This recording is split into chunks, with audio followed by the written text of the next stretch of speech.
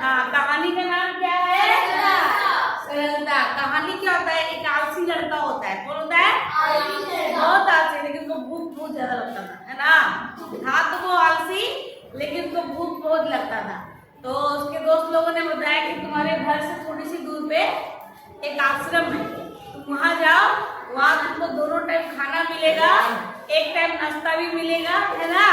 तो तुम जाओ, वहां तुमको काम नहीं करना पड़ेगा, जाओ आराम से जाओ। ठीक है, चल जाते हैं। अब वो आश्रम में गया। सच में आश्रम में गुरुजी सुबह शाम प्रवचन देते थे और दोनों टाइम खाना मिलता था और एक टाइम नाश्ता भी मिलता था। ऐसे करके उसका 1 महीना बीत गया।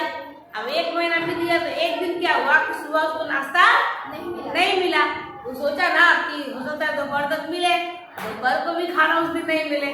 अब वो तो पेटू था, उसको लग गया जोर से भूख। वो गया गुरुजी के पास पूछने कि क्या बात है, आज खाना नहीं मिलेगा?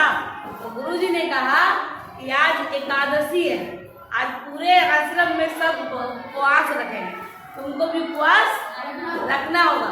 बोला नहीं नहीं, इससे नहीं होगा, हमको बड़ी भूख लगता है, हम उपवास नहीं रख सकते हैं, ठीक है? तो हमको तो खाना खाना है। अब गुरुजी बोले कि बच्चा को भूख लगता है, क्या ही कर सकते हैं, तुम एक काम करो, जाओ भंडारा में चले जाओ और अपने लिए अनाज ले लो।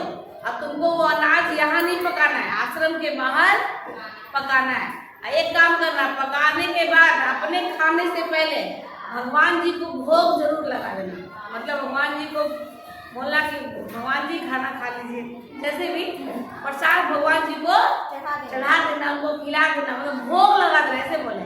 तो बोला ठीक है, एक दिन बना ही सकते हैं। तो लेके गया खाना, तो खाना बनाया उसने।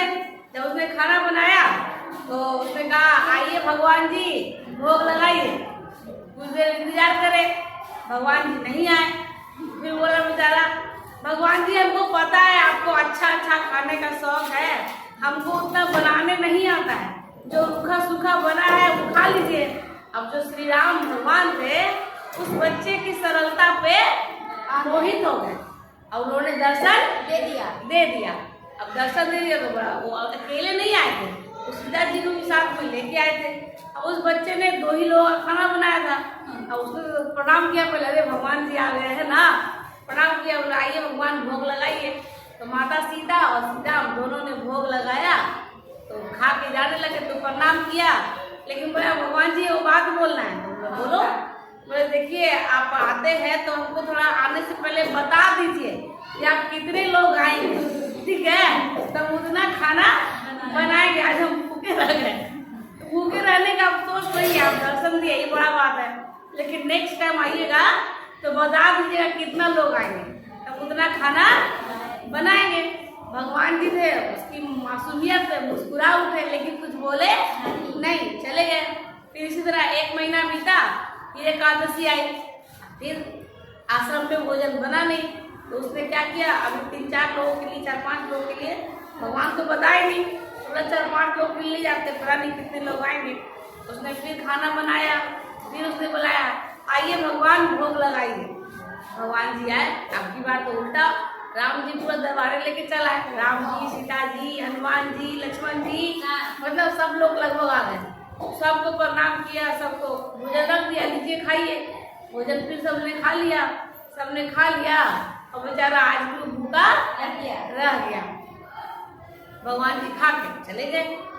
अब फिर तीसरा, फिर 1 महीना फिर बीता, वैसे ही फिर एकादशी आई, है ना? अब तो बोला, जाके गुरुजी से बोला कि गुरुजी हमको थोड़ा एक्स्ट्रा खाना दीजिए, चावल है, जो भी अनाज है तो हमको खिलाना पड़ता है। तो गुरुजी बोले कि करता क्या है इतना सारा खाना, ये अकेला आदमी है ना? तो बोले कि तुम क्या करता है कि इतना मनी अनाज के? अरे आपको पता नहीं है गुरुजी, भगवान जी आते, भगवान जी पर दरबारी लेके चलाते। तो गुरुजी बोले लगता है पागल हो गया। क्या लगा? गुरुजी सोचे कि लगता है कि ये पागल हो गया। फिर भी गुरुजी कुछ बोले नहीं, जाने दो, भूखा है, पेटू है, थोड़ा खाता होगा। लेकिन गुरुजी के पता नहीं क्या लगा, उसके पीछे पीछे गए, देखते कि आज करता क्या है ये। वो बेचारा नदी किनारे गया, आज तो उसको 2 बार से भूखा रहा था, उसने खाना बनाया है, साथ चावल दाल ला के ऐसे रख दिया। अब भगवान जी को पुकारने लगा, भगवान जी आइए और भोग लगाइए, है ना? 2-3 बार बोला तो गुरुजी छुप के देख रहे क्या रहा है, इसने खाना भी नहीं बनाया, आखिर ये करता को चाहिए, उनको लगा था कि कहीं चावल दाली बेच तो नहीं ना देता है, तो इसीलिए आए थे। तो गुरु जी चुप के देख रहे हैं। अब फिर क्या हुआ, भगवान जी सच में आ गए और दरबार लेके आए थे वो। अगले बार बोला कि देखिए भगवान, आप कितना आते हैं हमको पता नहीं चलता है, हर बार आप लोग खा के चले जाते हैं, हम भूखे रह जाते हैं। इस बार हम खाना बनाए नहीं है, अब आप खुद ही बनाइए। हाँ, अब बनाइए, माता को बोलिए बनाने और हमको भी खिलाइए। तो राम जी बुंद बुंद मुस्काए, बोले आइए माता, बोले आइए हम लोग सब मिल के खाना बनाते हैं। खाना बनाने लगे। अब गुरु जी को समझ में नहीं आ रहा कि हो क्या रहा है। तो गुरु जी परेशान होकर इसके पास आए, तो बोला कह रहे बालक तुम कर क्या रहा है, तुम खाना भी नहीं बना रहा है, भोग लगाने बोल रहा है, जब भोग कैसे लगेगा, भगवान जी तो तुम बनाएगा तब ना भोग लगेगा। तो बोला गुरु जी आपको दिख नहीं रहा है, पूरे दरबार आए हुए हैं, भगवान जी आए हुए हैं। बोला कहाँ, उसको तो दिख ही नहीं रहा है। ठीक है, गुरु जी को नहीं दिख रहा है, तो तुम पागल हो गया है क्या, कहाँ पे आया हुआ है। तो वो भगवान जी को बोला, बालक जो था बोला कि देखिए भगवान, आप ये क्या कर रहे हैं, उसको दर्शन दीजिए, जो ये नहीं दर्शन देती हमको पागल समझ रहे हैं। तो भगवान बोले कि नहीं नहीं, मैं इनको दर्शन नहीं दूंगा। तो पूछा, तो बोला क्यों नहीं देंगे दर्शन, जब आप हमको दर्शन दे सकते हैं तो आप इनको गुरु दर्शन क्यों नहीं देते, ये तो बहुत ज्ञानी है, ये मुझसे भी, जब मेरे गुरु है ये बहुत ज्ञानी है, इनको मुझसे ज्यादा आता है, तो फिर इनको आप दर्शन क्यों नहीं दे सकते। तो बोले भगवान जी बोले कि होंगे ज्ञानी, पर इसमें तुम्हारी तरह मासूमियत नहीं है, तुम्हारी तरह सरलता नहीं है।